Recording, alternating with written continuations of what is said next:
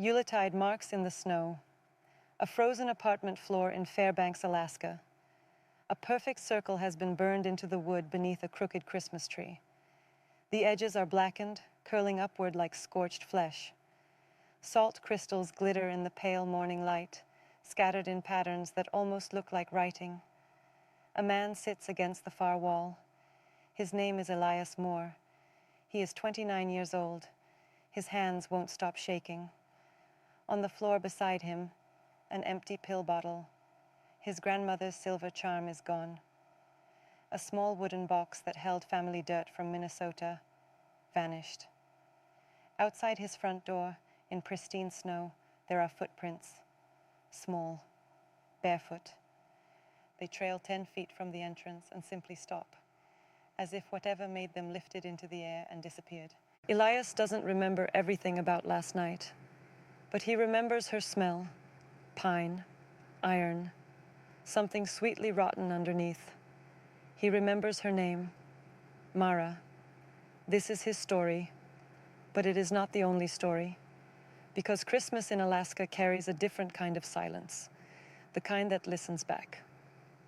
Before we begin, I want to thank every soul that keeps returning to listen. You've turned whispers into echoes. If you haven't already, subscribe and stay close, because what you're about to hear is one story you won't forget. December 21st, Fairbanks, Alaska. Elias matched with Mara on the winter solstice. 3 months had passed since his breakup with Jessica. 3 months of coming home to silence, of eating dinner alone, of staring at walls that used to hold her photographs. The apartment felt hollow now, a shell he moved through without touching. His therapist told him to try again. His mother suggested church. His co-worker Dan made crude jokes about getting back out there. So Elias downloaded the app, just to look, just to remember what hope felt like. Mara's profile stopped him cold. 3 photos, minimal bio. The first image showed her standing in a snow-covered forest, wearing a red wool coat, dark hair spilling past her shoulders. Her smile was beautiful, but something about it felt practiced, learned, like she had studied human expressions and chosen this one carefully. Her bio read, "I keep the old traditions. Yule is my favorite season. Looking for someone who still knows how to believe." Elias swiped right. The match came instantly, too fast. As if she had been waiting for him specifically. They talked for 3 days. Mara asked strange questions about his apartment's layout, its age, whether he had decorated for Christmas. She wanted to know if he had a tree. A small one, he admitted. Fake. Real is better, she replied. Real things carry real spirits, but artificial will do. Have you left anything beneath it? Like presents, like offerings. He laughed it off. She must be pagan, he figured, into Yule traditions and winter folklore. It was charming, actually. Different from practical, eye-rolling Jessica. Mara spoke often about house spirits and fair folk. She knew things about old Germanic customs that Elias had never heard. The wild hunt, the thinning veil between worlds during the darkest nights, the importance of bread and salt for wandering spirits. My grandmother used to talk about the fair folk, Elias told her one night. She was Norwegian. She said never thank them directly, never give them your full name, never invite them in without knowing what they want. Your grandmother was wise, Mara replied. Most people have forgotten the old courtesies. They think disbelief makes them safe. But disbelief doesn't make something stop existing. It just makes you stop seeing the warning signs.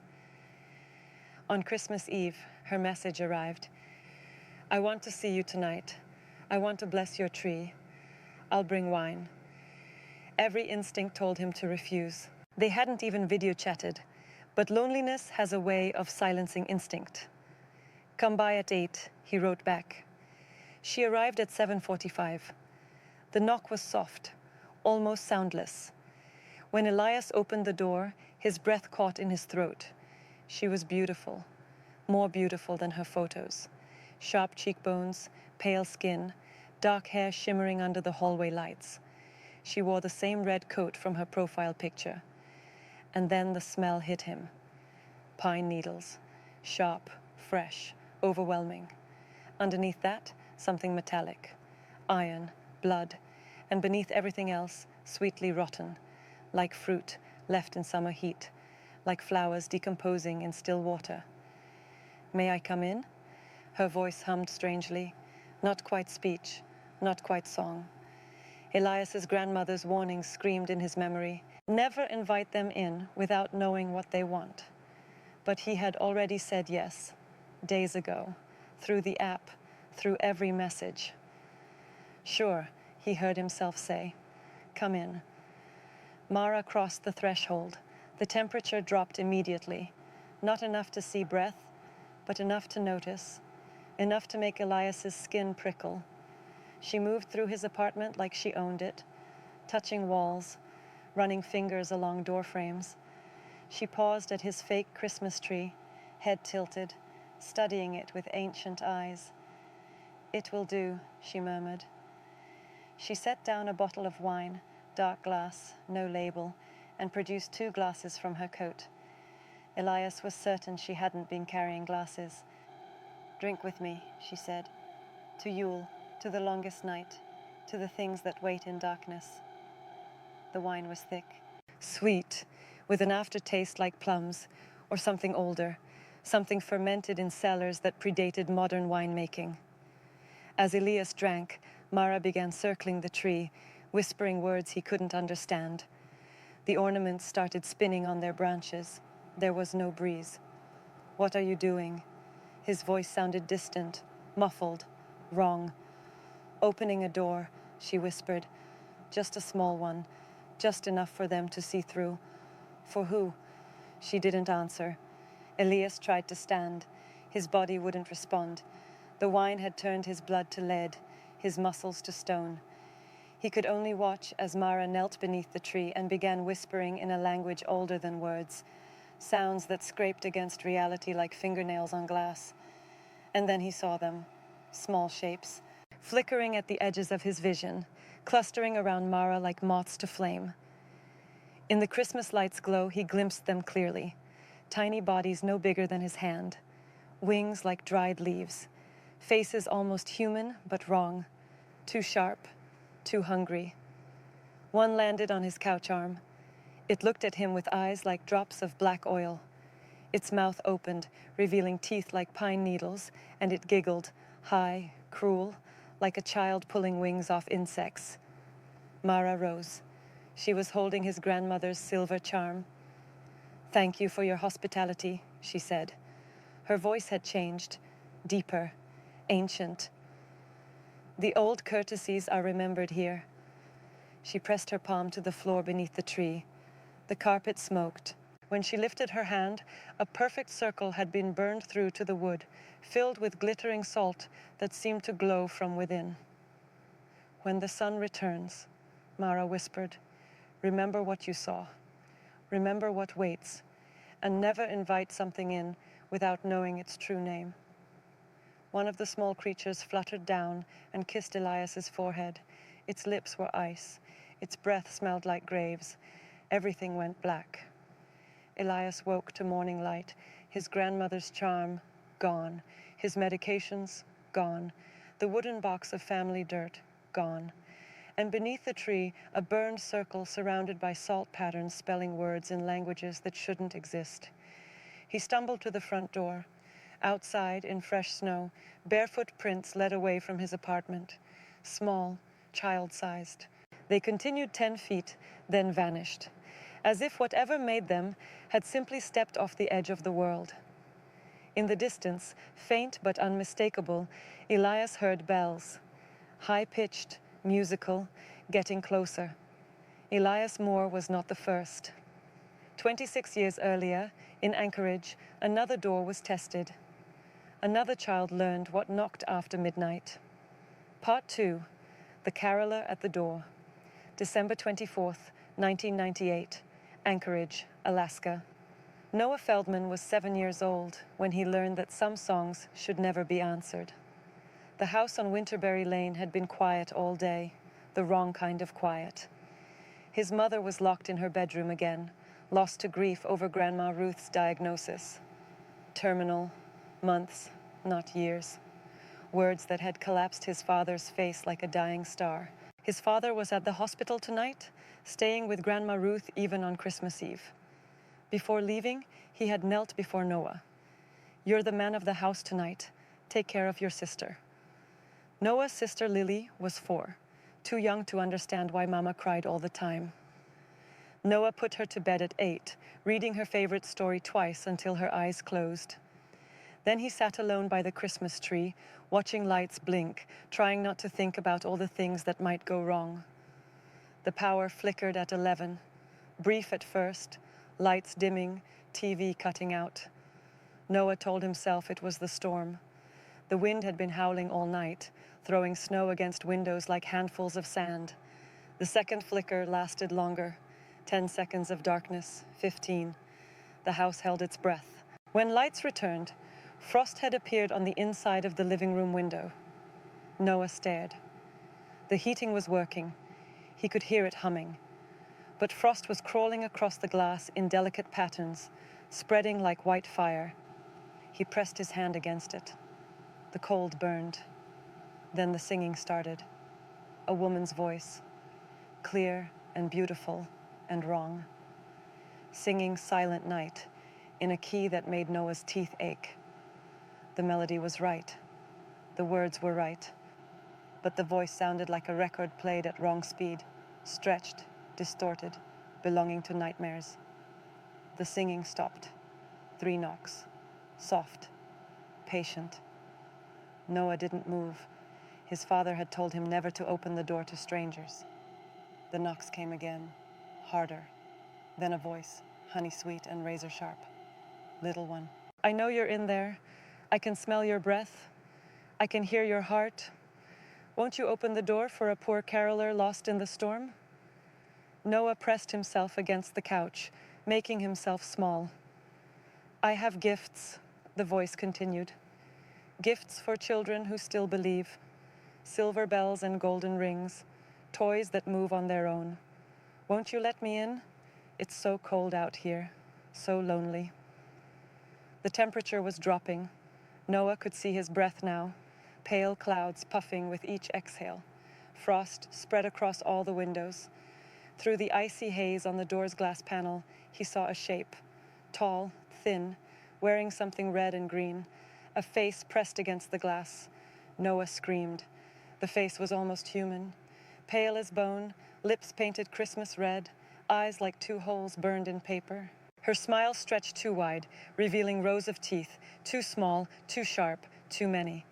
Her coat was covered in bells, hundreds of them, stitched in spiraling patterns. When she moved, they chimed, not festive, but hungry. "Let me in," she whispered. Her breath fogged the glass, spelling words, let me in, before fading. "I only want to give you gifts. I only want to sing you songs. I only want to take you where the Yule fires burn and the dancing never stops." Behind her, in swirling snow, Noah saw other shapes, small, flickering, dozens of them clustering around the woman like moths. They had wings, ragged, torn, like dead leaves. Their faces were children's faces, but twisted, frozen into eternal hunger. One pressed against the window beside the door. Its tiny hands left prints in the frost, 5 fingers, but each finger bent in directions fingers shouldn't bend.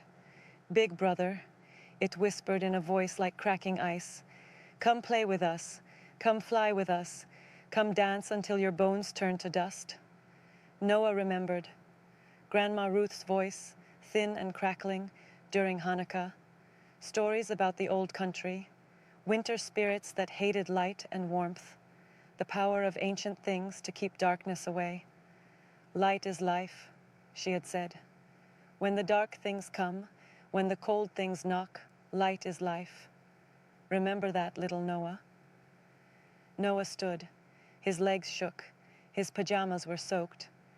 But he walked, 1 step, then another, toward the dining room where Grandma Ruth's menorah sat. The woman began pounding on the door. The whole house shook. "What are you doing? Stop!" Noah grabbed the menorah, fumbled with matches, once, twice, 3 times before the flame caught. He lit the shamash. The first light blazed to life.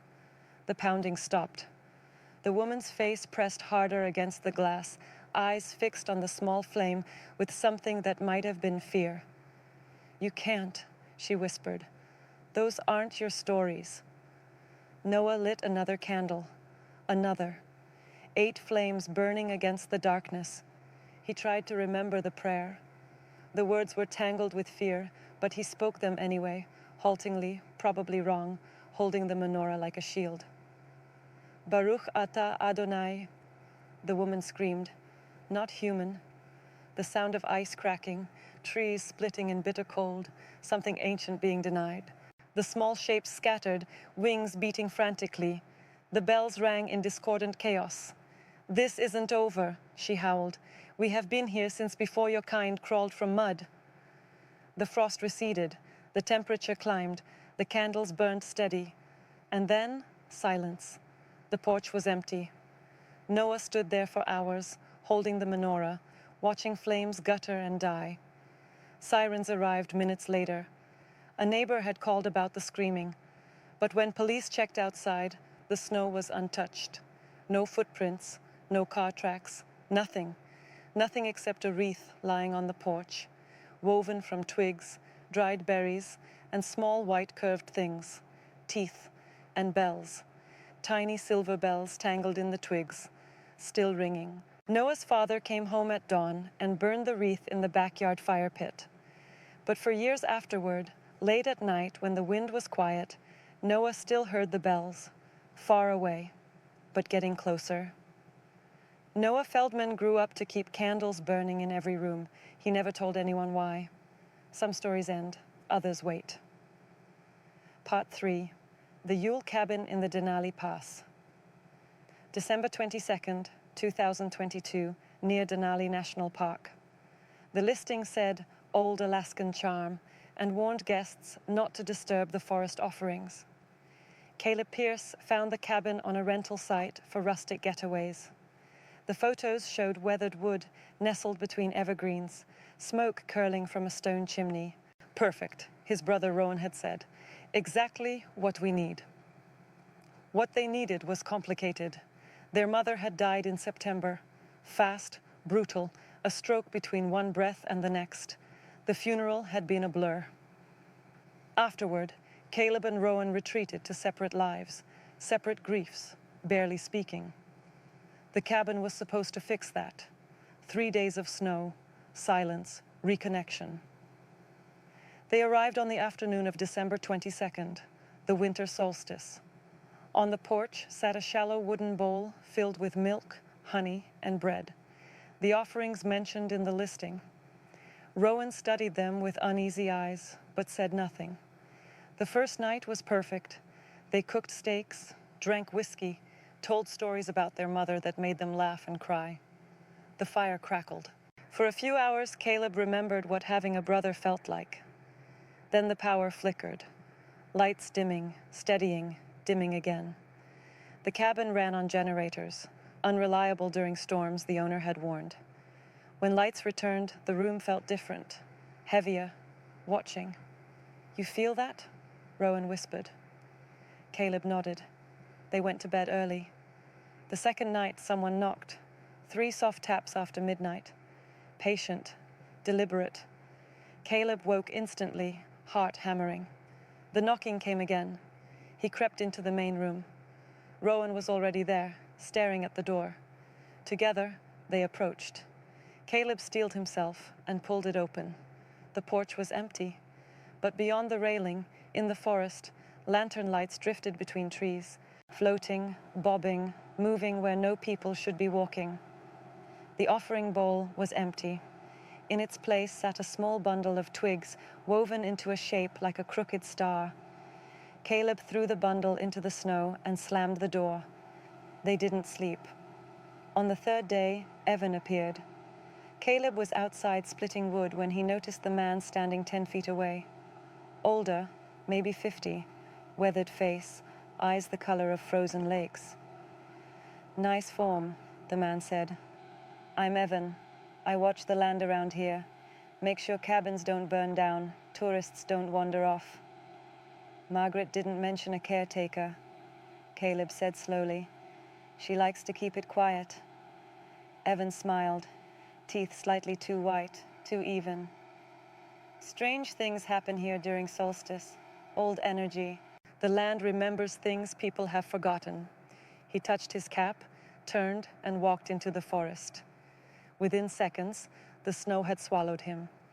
That evening, Caleb texted Margaret, "We met Evan today. Thanks for sending someone." Her reply came an hour later.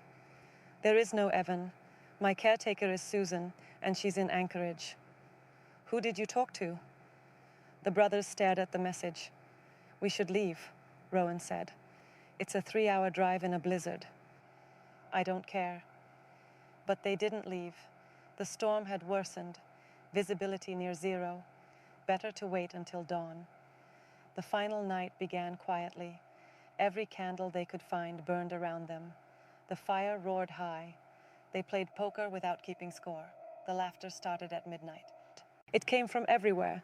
The walls, the ceiling, the spaces between logs, high-pitched, childish, birthday party laughter in an isolated cabin on the darkest night of the year. One by one, the candles went out. Not blown, the flames simply shrank, withered, collapsed. The fire died despite fresh logs. Within minutes, darkness swallowed them. Frost spread across the windows in spirals and symbols that hurt to look at. In the center of each window, small handprints appeared, pressing from outside. Child-sized, too many fingers. The Christmas tree began to move, its branches twisted inward, reaching toward the room's center like grasping fingers. The ornaments spun, and as they spun, their surfaces changed, symbols appearing in the reflections, the same symbols as on the windows, the same symbols as in Elias Moore's burned circle. Something pounded on the door. "Let us in," a voice shrieked. "The night is long and the cold is hungry, and we want to dance with you forever and ever." And Caleb grabbed his keys, grabbed Rowan. They ran. Through knee-deep snow, through razor wind, through darkness so complete Caleb could barely see his own hands. Behind them, the cabin blazed with golden light. Not fire, but something else. Something that pulsed like a heartbeat. Then came the music. Beautiful. The most beautiful thing Caleb had ever heard. Voices harmonizing in impossible frequencies, bells chiming in perfect rhythm. It made him want to stop, turn around, join whatever was happening in that golden light. "Don't listen," he screamed. "Keep running." They reached the car, engine turning over, tires spinning on ice. They lurched forward, the cabin shrinking in the rearview mirror. At the bend in the road, Rowan twisted to look back. "Caleb, stop, look." The cabin was surrounded.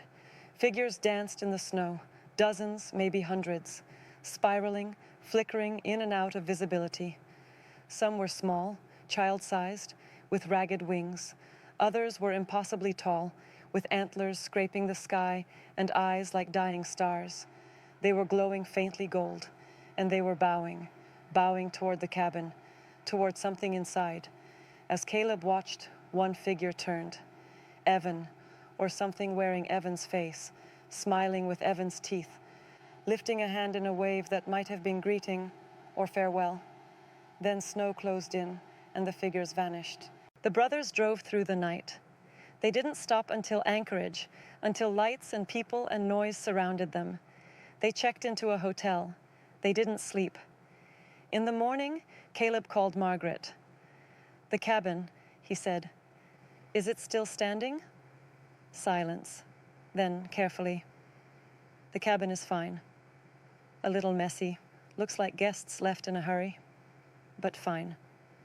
There were things in the forest. Figures. Something was happening. "Mr. Pierce." Her voice cut him off. "Whatever you think you saw, I suggest you forget it. Some things don't follow people. They stay where they belong. But if you keep thinking about them, keep inviting them into your mind." She paused. "The solstice comes every year, and so do they. The line went dead. Caleb and Rowan flew home that afternoon. They told their wives nothing. They never spoke about it to each other. But sometimes late at night, when wind howls and snow falls, Caleb hears it. Bells, faint but unmistakable, getting closer. He keeps candles burning now, every room, every night. Just like Noah Feldman learned to do. Just like Elias Moore is learning now. Because Christmas in Alaska carries a different kind of silence. The kind that listens, the kind that waits, the kind that remembers your name, even when you've forgotten theirs. And somewhere out there, in the frozen dark between the trees, small shapes are dancing, waiting for the next door to open, waiting for the next invitation, waiting for you.